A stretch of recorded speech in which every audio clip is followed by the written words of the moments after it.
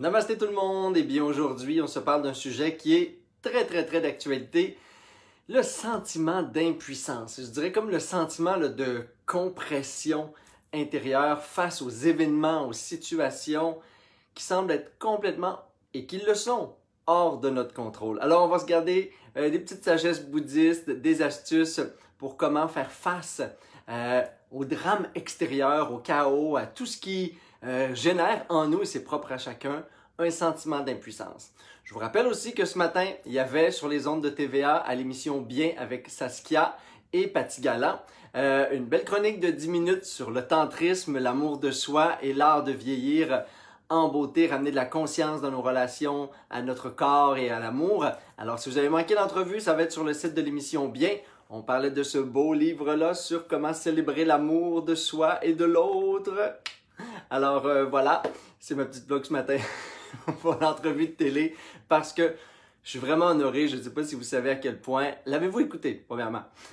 Si vous l'avez écouté, envoyez-moi vos petits commentaires parce que j'en ai d'autres à faire dans les prochains mois pour les magazines et différentes petits médias. Donc voilà. Et je ne sais pas si vous savez à quel point moi j'ai passé des années à étudier le tantrisme, entre autres à travers le bouddhisme tibétain et ailleurs, et à presque me cacher du tantra, en ce sens que dans le milieu traditionnel, on associe les gens qui font du bouddhisme ou qui pratiquent la méditation à des pratiques solitaires, en silence, presque austères. On ne sait pas que même le bouddhisme tibétain, dans les traditions mahayanistes, dans le taoïsme, il y a tout un volet sur le tantrisme qui se vit à travers des méditations de conscience, de présence à soi, à l'amour, au corps, pour atteindre des états de félicité. Et s'il y a une invitation que le tantra nous offre, c'est bien celle-là, c'est celle du ravissement, de l'émerveillement, de l'amour et ultimement de la joie au sens spirituel, de la joie sans attachement. Et on devrait amener ce niveau de joie-là dans nos relations à nous-mêmes, à notre corps, à l'autre, qu'on appelle la grande félicité. Et ça m'a pris des années avant de dire le mot, d'en parler, même dans les milieux plus spirituels, là, des yogis de ce monde, etc. Parce qu'on dirait qu'en Occident, on était peu contaminés positivement de ces mystiques sur le tantrisme. Et même dans le milieu dit spirituel, qui est finalement un milieu où juste les gens s'abonnent à des cours de yoga, là, ben, il y a encore beaucoup de tabous, dont celui de rendre toute la vie, et notre sexualité, et notre corps, et notre lien à l'autre sacré. Hein? Faire des moments de rencontre avec soi ou avec l'autre, des moments spirituels.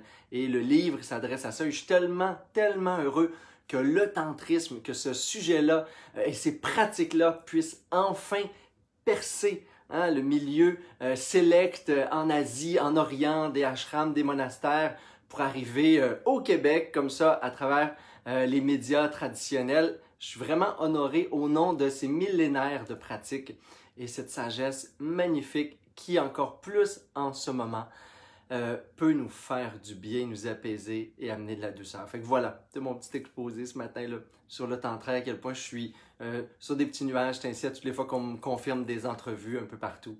Alors voilà, l'émission Bien, si vous l'avez manqué à TVA ce matin, eh bien c'est en reprise demain, dimanche, l'émission Bien avec Saskia. Donc voilà, vous pourrez l'écouter. Aujourd'hui, l'impuissance. Alors là, si vous voulez pas avoir mon petit éditorial du matin, c'est le temps de partager. Si vous l'avez pas fait, mes amis d'amour, vous pouvez toujours partager les vidéos. Ça fait en sorte que vous l'avez sur votre fil d'actualité et que, my God, il y a des gens qui découvrent le bouddhisme, la méditation et qui se font du bien à travers les enseignements des gens que vous aimez. Je reçois toutes les semaines des messages de personnes qui m'ont connu et qui ont fait la pratique et qui ont reçu les enseignements grâce à vos partages. C'est pour ça que je vous le dis, c'est pas pour moi. J'ai rien à gagner, je fais ça gratuitement par amour de vous autres, mes beaux amis, ma belle sangha. Fait que faites-le si ça vous tente de partager ces enseignements-là. Ça fait pas peur, j'ai mis un boudin en arrière, là, on parle pas de tantra. On parle du sentiment d'impuissance ce matin, quoique. Alors, on est en ce moment collectivement face à des ennemis communs. Hein? C'est comme si on était David contre Goliath. Et pour plusieurs personnes, hein, Goliath, ça va être la société, le gouvernement, les magouilles financières, etc. Pour d'autres, Goliath, ça va être le virus, l'invisible, le microscopique, le danger imminent d'une maladie ou d'une mort. On est rendu dans une espèce de paranoïa de l'autre, germophobie collective, une névrose de la main sale. on a des compulsions en ce moment intérieur, on a des stress. J'ai jamais eu autant de messages de gens qui me disaient avoir une pression à la poitrine, se coucher le soir, puis dès qu'ils se déposent, même quand ils méditent, contacter en eux un état de mal-être. On ne sait pas quoi faire parce que finalement, on est impuissant. Puis je le sais que quand on parle d'impuissance, quand on parle des événements qu'on ne contrôle pas dans la vie, souvent, on va nous dire, ben, t'as juste à pas y penser, t'as juste à pas donner d'importance, lâche prise là-dessus. J'aurais pu faire un enseignement là-dessus ce matin, mais on dirait qu'en ce moment, depuis 6 mois, c'est dur de lâcher l'os, hein? C'est comme moi, j'essaie de pas y penser, ça me revient là. Je suis pas sur Facebook, mais finalement, tout le monde en parle autour de moi. Chaque fois que je me promène dans un lieu ou dans un autre, j'ai un rappel de push-push, de lettres, de masques, de policiers, de quelque part. C'est dur de vous dire lâchez prise sur ce que vous ne contrôlez pas. Hein? Il y a des règles sociales, il y a de nouvelles règles gouvernementales, il y a un virus, il y a l'imminence. Peut-être, on ne sait pas à quel degré, on ne pourra pas l'évaluer. Je ne veux même pas rentrer dans ce débat-là. Je ne le sais pas. Même les plus grands scientifiques et les prix Nobel du monde se contredisent en ce moment. Enfin, qui sommes-nous pour penser qu'on sait? Ça, c'est ma première question. L'idée, c'est tolérer l'impuissance. C'est ne pas chercher à savoir. C'est probablement la plus grande source de libération du sentiment d'impuissance, c'est accueillir, développer, augmenter notre tolérance à l'ambiguïté. L'ambiguïté, c'est quoi? C'est le « je ne sais pas ». Parce que finalement, on veut savoir, on veut comprendre pour avoir le sentiment qu'on peut contrôler. On contrôle l'histoire, le narratif qui nous est offert, le scénario. Et là, on peut donc contrôler nos gestes et penser que nous sommes en contrôle parce qu'on a choisi la bonne option, comprenant clairement la situation. En ce moment, il faudra se dire, il faudra accueillir le « je ne sais pas ». Parce qu'il n'y a personne qui sait. Et on est en train de s'arracher les cheveux, de créer des conflits dans nos milieux, dans nos réseaux d'amis, dans nos familles, parce qu'on a des opinions contraires sur des détails qui sont importants. Mais on est en train de créer beaucoup plus de blessures au niveau de nos relations humaines en ce moment à travers on se lave-tu les mains, on se voit-tu en groupe, on fait-tu un barbecue cette semaine ou pas. Là, les gens chicanent quand ils invitent des gens chez eux pour l'anniversaire ou le baptême d'un bébé. Il faudra sortir de ça, on ne le sait pas. Moi, j'accueille que je ne le sais pas. J'ai ma petite vérité, j'ai plus d'intuition finalement que de cogitation sur le sujet. Je fais ce qui me semble bon pour moi tout en respectant les autres et avec nuance. Hein. J'essaie de ne pas tomber d'un extrême à l'autre parce que je ne suis pas impuissant par rapport aux faits. Finalement, la plus grande source d'anxiété par rapport à l'impuissance, c'est le « je ne sais pas ». C'est « je n'ai pas la puissance ». Hein? Je n'ai pas le pouvoir de comprendre. Et ça, pour l'ego, et ça, pour le petit bébé, le petit être insécure en nous, c'est difficile. C'est difficile en ce moment de se rendre compte que je n'ai pas les capacités de comprendre mon environnement, les changements actuels et ce qu'on m'impose comme mode de vie qui me restreint dans mes libertés. Je n'ai pas en ce moment assez d'informations parce que la recherche, parce que la science, ça évolue doucement et ça évolue, comme je vous disais, en contradiction. On va savoir peut-être dans 10 ans et peut-être jamais réellement c'était quoi la bonne marche à suivre, c'était quoi la bonne chose à faire. Mon impuissance en ce moment, mon deuxième niveau d'impuissance finalement, c'est pas face à tout ça.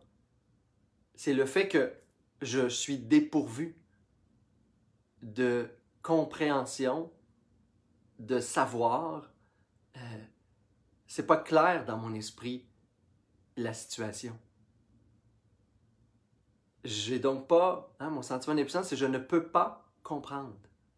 C'est accepter de ne pas comprendre et c'est dur là, parce que ça vient contre toute la phase du pourquoi qui commence à 3-4 ans puis qui finira jamais. Ben, la tolérance à l'ambiguïté, c'est probablement notre plus grande clé en ce moment. Tolérer l'ambiguïté, tolérer la limite du mental, la limite de la science, la limite du savoir, la limite de la compétence gouvernementale, de nos politiciens, et arrêtons de penser, parce que là, ça vient d'une pensée archaïque, là, qu'il y a quelqu'un autour de nous, sur le plan humain, là, comme aussi imparfait que nous-mêmes, parce qu'il y a un titre, une formation, il a étudié la chimie, il a 25 ans à l'université, puis il a fait un PhD là-dessus. Là, il est pogné dans un laboratoire, puis c'est lui qui va décider ma compréhension d'un virus ou de pas de virus, ou de on est-tu en mutation 4 ou 6, on est-tu juste rendu une grippe, pourquoi il n'y a plus de mort. Tous ces gens-là, on leur donne du pouvoir pensant qu'ils vont pouvoir nous donner la clé du salut, de la rédemption, de la vérité. Un peu comme on a fait pendant 2000 ans, en lien avec certaines autres autorités qu'on pourrait dire religieuses, etc. Et là, on est fâché parce que finalement, on trouve que c'est pas la vérité qu'on voulait, c'est pas celle qu'on veut. Mon impuissance, c'est de me retrouver dans un état de je le sais pas, j'ai aucune idée. J'ai aucune idée, mais comment je peux ne pas gâcher ma vie, mes relations, mon harmonie au quotidien? Ben, ça va être de rencontrer, et c'est notre pratique d'aujourd'hui, la gang, c'est de rencontrer votre pire scénario. Ce que je vous invite aujourd'hui à faire, c'est pas de pas y penser. C'est pas de dire, libérez-vous de ça, vous contrôlez pas, vous savez. Non, non, non, ça c'est trop facile. Puis de toute façon, c'est trop facile, vous l'entendez souvent et ça n'a pas toujours marché. Alors, quand j'ai une rafale de cœur, j'aime tout ça regarder c'est qui. C'est pas de jeter ce qui est là, ça va être de rentrer dedans. On est dans l'optique bouddhiste, on est dans l'optique de la non-dualité. On va rentrer dans je ne sais pas, puis on va regarder qu'est-ce qu'il y a en arrière. C'est quoi la terreur masquée, ce qui nous hante finalement à l'intérieur de nous? Qu'est-ce qui fait que je ne suis pas capable de tolérer l'ambiguïté en ce moment? Il y a depuis 6 mois, puis mettons on se dit les choses, là, parce que bon, j'ai déjà fait des clips sur le ça va bien. Vous savez c'était quoi mon opinion là-dessus. Ça va pas bien, ça n'a jamais bien été, ça ira pas bien. Ça peut juste aller bien intérieurement. Extérieurement, le monde, la vie, la maladie, la mort, ça a toujours fait partie de l'expérience humaine. Fait que, extérieurement, ça va pas bien, puis on se rend compte que ça va pas bien aller. Mais intérieurement, j'ai le pouvoir. C'est là où il faut que je réalise où j'ai du pouvoir. Extérieurement, 0 pin bar. Intérieurement, 100%. Mais intérieurement, je suis hanté par des trucs inconscients. Et mon sentiment d'impuissance, il vient souvent de scénarios apocalyptiques, de fin du monde, de souffrance, de deuil, de détachement non joyeux. Et je dois y faire face, je dois les rencontrer. Le monstre là, qui est dans le garde-robe, le fantôme qui m'attend en dessous du lit. Pour pas que ça crée de l'anxiété, pour pas que ça crée un sentiment d'impuissance, que ça nourrisse même inconsciemment mon sentiment d'impuissance. Dans la journée, j'ai l'impression que je suis essoufflé, j'ai l'impression que j'ai plus... Il y a beaucoup de gens qui, tu sais, moi en ce moment, je vois une perte de goût de vivre. Et c'est fort, ça. Quand l'extérieur à nous, dans un des pays où on a le plus de chance au monde, puis je sais qu'on nous le dit, là, puis ça fait bien, oui, on le sait, mais c'est vrai, parce qu'il y a du monde qui meurt partout, il y a des pays en guerre en ce moment, il y a de la famine, il y a encore 50 millions d'esclaves dans le monde environ. On est chanceux malgré tout. Mais avec ça, dans mon esprit, je crée quand même les pires scénarios. Et je ne sais pas c'est quoi votre pire scénario. Je ne sais pas sur quoi s'attache comme l'espèce de grosse roche noire là, dans le fond de votre inconscient sur lequel s'accroche toute votre anxiété de vivre. C'est quoi qui siphonne inconsciemment votre joie de vivre, votre espoir, votre capacité de vous réjouir du présent, de ce que la vie peut vous offrir. Allez jusqu'au bout de votre scénario d'impuissance, de votre pire cauchemar. Aujourd'hui, ça va être ça. Pour se sortir du sentiment d'impuissance, au lieu d'essayer de ne pas y penser, ce qui est un peu jouer à l'autruche finalement, au lieu d'essayer de penser qu'on connaît tout puis qu'on sait tout, quand même les plus grands experts du monde ne savent pas, parce que ça aussi, c'est quand même un petit peu partie de l'ego, là. Si on acceptait un petit peu, regardez votre niveau de tolérance à votre je ne sais pas, puis votre niveau de tolérance à l'ambiguïté. Mais moi, aujourd'hui, j'ai aucune idée. Puis je vous le dis, là, si vous m'écrivez, j'ai plein de pratiques bouddhistes et de méditation et d'entrailles, de rituels à vous offrir, mais j'ai pas de réponse sur... Dans une semaine, on va-tu être déclaré zone rouge? Vas-tu pas sortir du pays, animé en Europe, au Mexique? Je vais-tu perdre tout mon argent pour 6 mois, tous mes événements? En ce moment, ça va bien, en ce sens que mais je vis d'espoir, puis il n'y a rien qui bouge formellement, même si on nous fait peur un peu partout.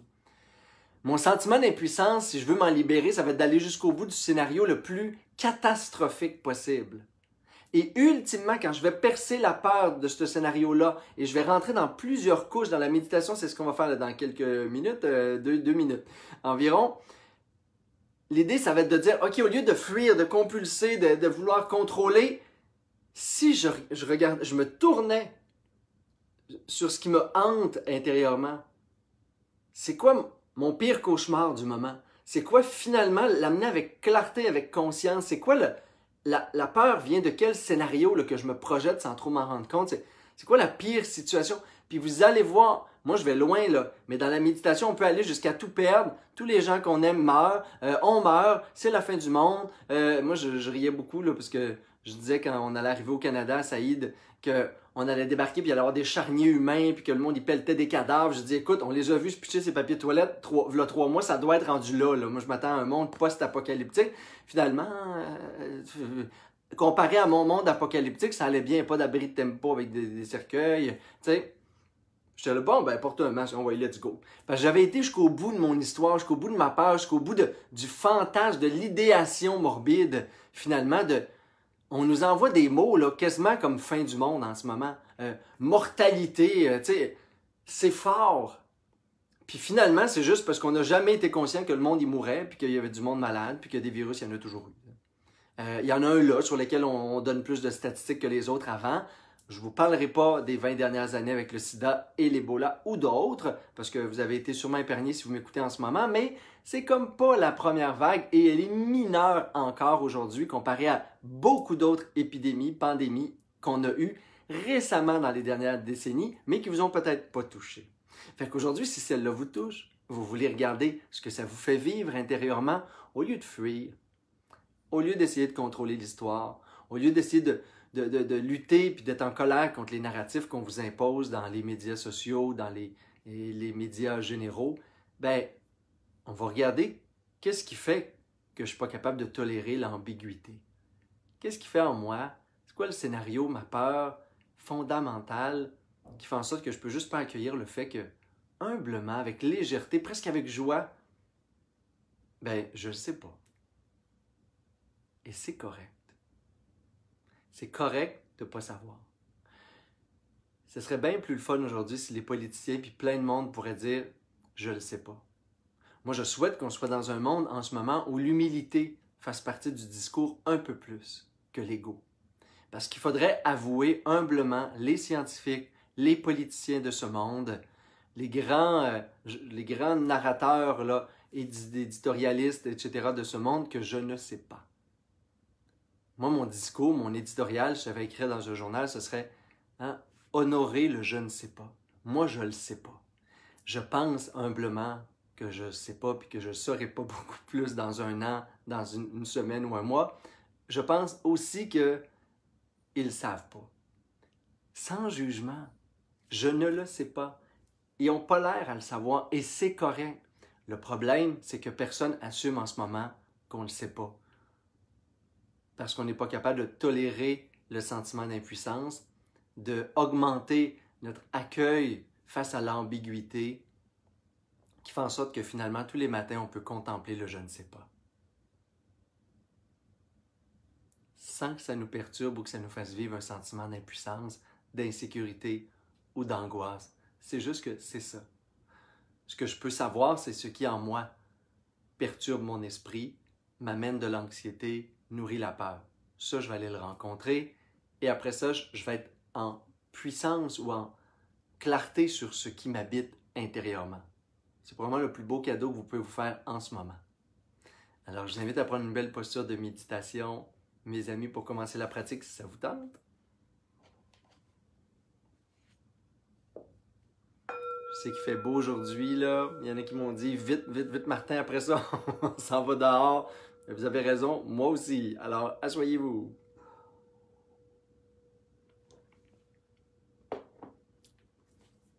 Prenez une ou deux belles grandes respirations profondes.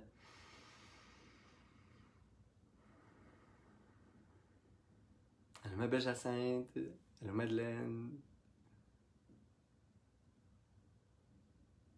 Puis fermez les yeux, gardez les yeux mi-clos.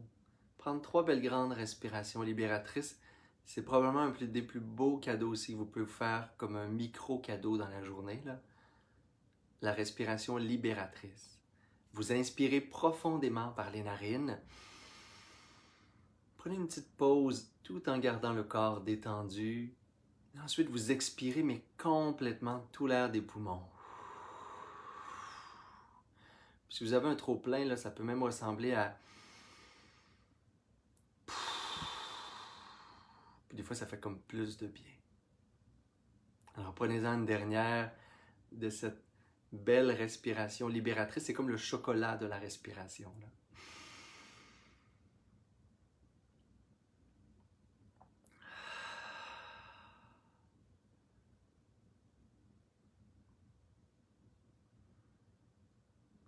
Prenez un temps pour focaliser votre attention sur les narines. Juste contempler pour un court instant les légères sensations à l'extrémité des narines, la fraîcheur à l'inspiration, la chaleur à l'expiration.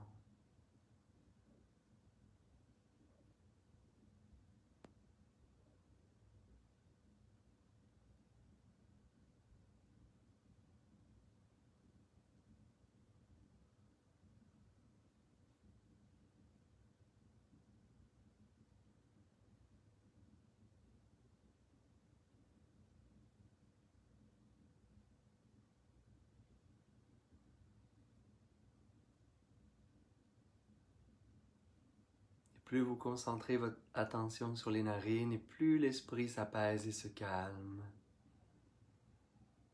Tout le reste n'a aucune importance.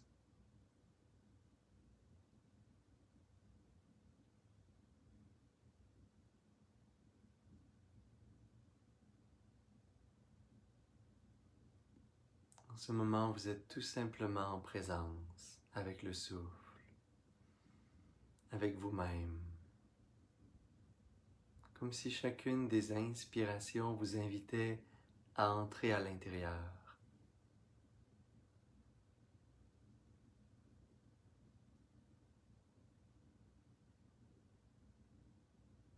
À rentrer à la maison.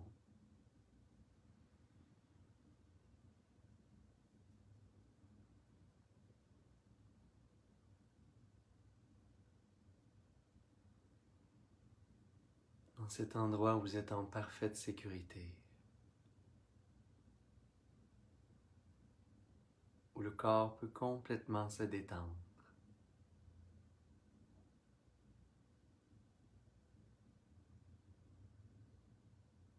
Même l'esprit peut s'apaiser et le souffle complètement relax, naturel.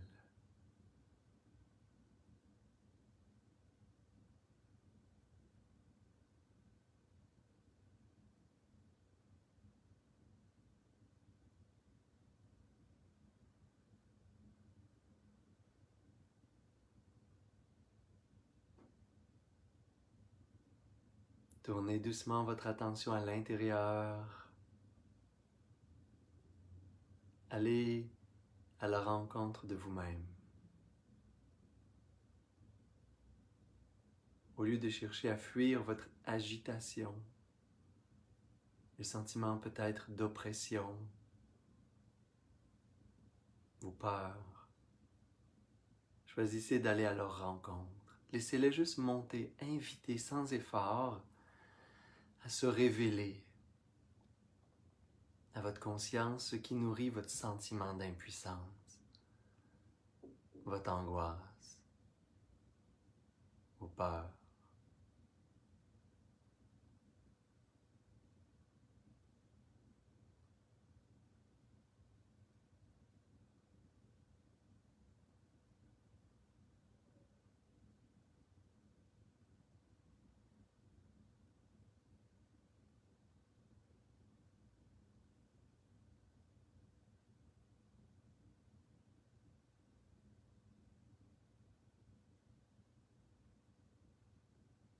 Imaginez que vous partez en voyage. Vous êtes l'explorateur, l'exploratrice de votre propre monde intérieur. Et au lieu de vous fuir, de juger, d'essayer de contrôler ou de faire des efforts, choisissez de vous rencontrer, d'aller jusqu'au bout d'une pensée de peur, jusqu'au bout d'une sensation d'angoisse.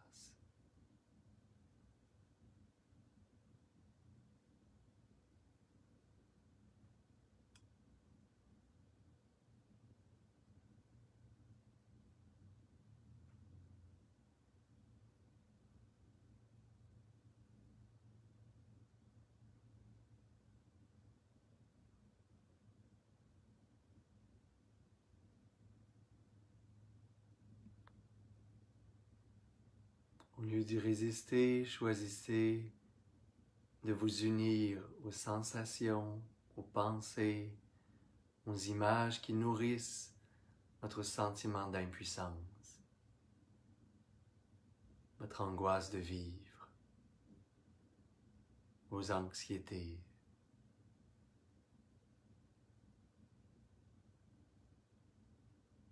Allez jusqu'au bout,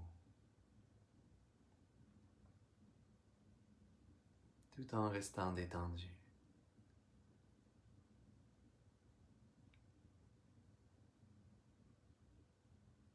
Allez jusqu'au bout de l'idée, jusqu'au bout du scénario de peur, jusqu'à la fin du monde, jusqu'à la mort, jusqu'à l'apocalypse, jusqu'à vous rendre compte que même si le pire arrive,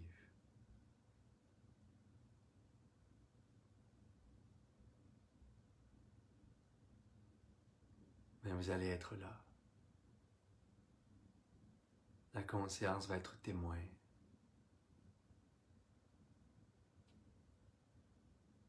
Il va y avoir un après.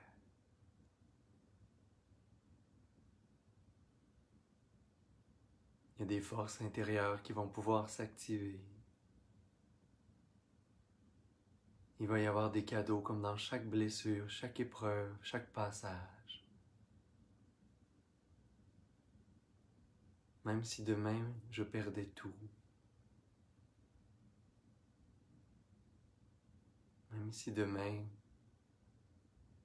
j'étais malade, allez jusqu'au bout de l'idée, jusqu'au bout de la peur, pour vous en libérer.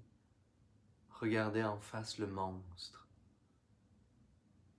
que vous avez construit.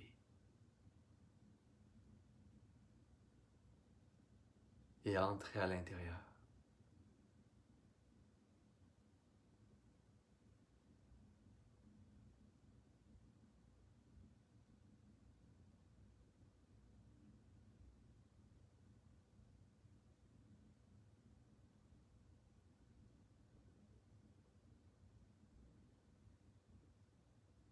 Et quand vous êtes à l'intérieur, essayez de le saisir.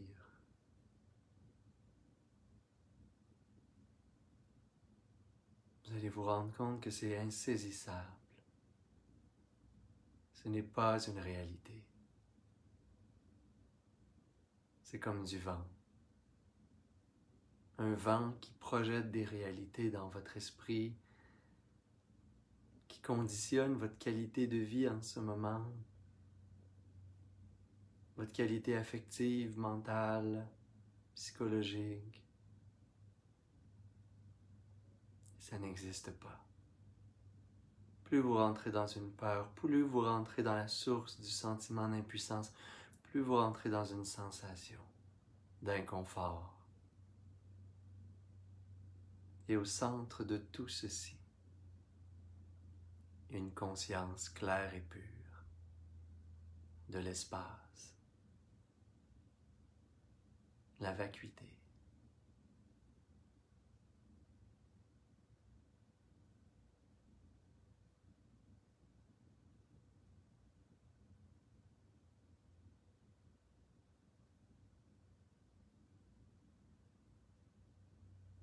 Vous rencontrez l'irréel dans vos fantasmes,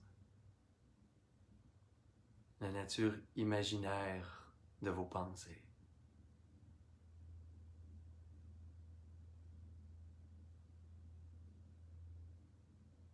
Qui deviennent comme du vent, qui n'ont plus de prise sur vous.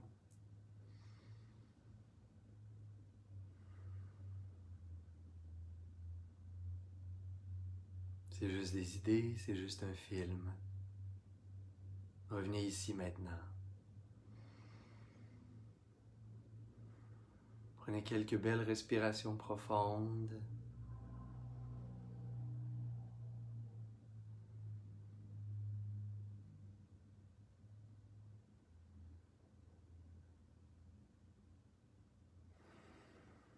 Amenez les mains en namasté, vous pouvez les frotter légèrement ensemble. Vous pouvez amener les mains au cœur, prendre une belle grande inspiration par les narines. Expirez bouche. Et inspirez pour faire vibrer le son OM.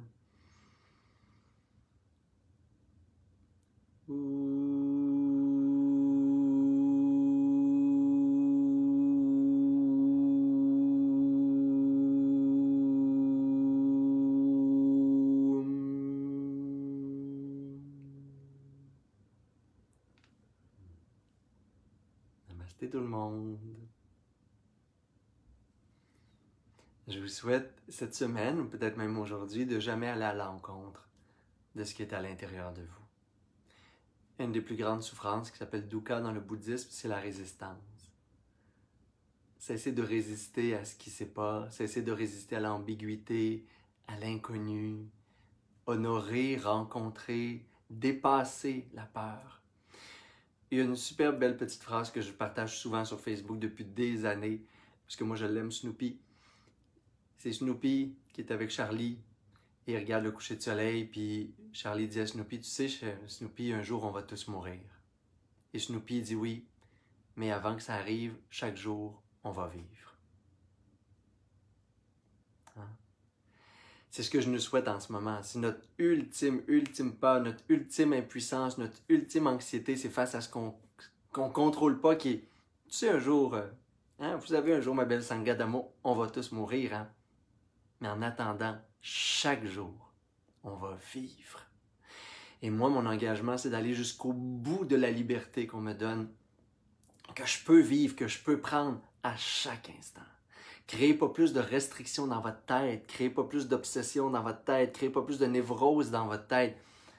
On va mourir un jour, on va être malade un jour ou l'autre de quelque chose. Vous allez avoir un accident de voiture, vous allez avoir quelque chose, vous allez vous casser un bras en faisant du surf, peu importe.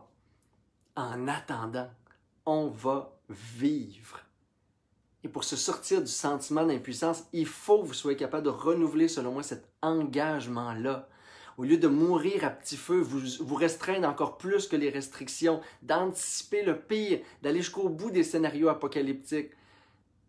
Mais allez jusqu'au bout pour vous en libérer. Allez jusqu'au bout d'une peur. Moi, ma mère, elle ne sait pas. Mais à toutes les fois, je me dis, hey, si je perds tout, là, demain matin, je perds tout, là. Mais je m'en vais au lac avec Saïd, on squatte une chambre là-bas pendant 1 an, puis on a du fun. On réapprend à aider dans le jardin, on va bûcher du bois cet hiver pour le chalet. Puis il n'y aura rien d'autre. Hein. Si le monde s'éteint demain matin, on va trouver autre chose. On créera des éco-villages dans 5 ans. On se renouvellera dans nos jobs, on s'aimera encore plus. C'est cet engagement-là sur lequel il faut absolument que vous gardiez du pouvoir, du contrôle à quelque part, ou de la puissance, de l'énergie, de la vie. Moi, amenez-moi ce que vous voulez dans le monde comme situation. D'un, la peur ne me gouvernera pas. Tu sais, je vais rencontrer toutes mes peurs pour un jour m'en libérer. Et ultimement, si le pire arrive, je suis préparé, j'y fais face dans ma tête. Je vais jusqu'au bout des scénarios puis je trouve des solutions. Je m'amuse à le vivre. Puis ultimement, je vois que c'est jamais aussi pire que ce que je pense ou ce que je me projette. Quand je vais jusqu'au bout de mes idées là, de cauchemar, Finalement, si je focus sur on va s'aimer, on va être ensemble, on va être solidaire, on va continuer à chanter, danser, méditer, être en nature, avoir du bonheur puis de la joie au quotidien, ben peu importe, vous viendrez dans mon monde ou dans mon éco-village. Mais c'est ce qui va se passer au quotidien, même s'il y a une fin du monde. Puis ceux qui partiront, ben on leur souhaite qu'ils partent dans l'amour. Puis ceux qui seront malades, ben on souhaite qu'il y ait des gens d'amour qui prennent soin d'eux. C'est beaucoup plus ça en ce moment qui me préoccupe que des statistiques, des nombres, puis savoir si je vais le pogner ou pas. Ça n'a aucune importance. Un jour, vous allez pogner quelque chose, mais on va s'en aller. Au moins, d'ici ce temps-là, on va vivre. Puis quand on va partir, partons en beauté. Alors, je vous aime, ma belle Sangha d'amour. Passez une belle semaine. On se voit samedi prochain pour ceux qui veulent être là en direct ou en différé toute la semaine. Il y a plein de petits trucs aussi. On vient de renouveler mon site web, www.martinbilodeau.com. Si vous voulez, la page d'accueil, il y a plein de nouvelles affaires. C'est super beau. Il y a plein de monde qui ont travaillé là-dessus. Alors, ça vous tente d'aller faire un tour. Tadam! Il y a des nouveautés. Je vous aime d'amour. Namasté.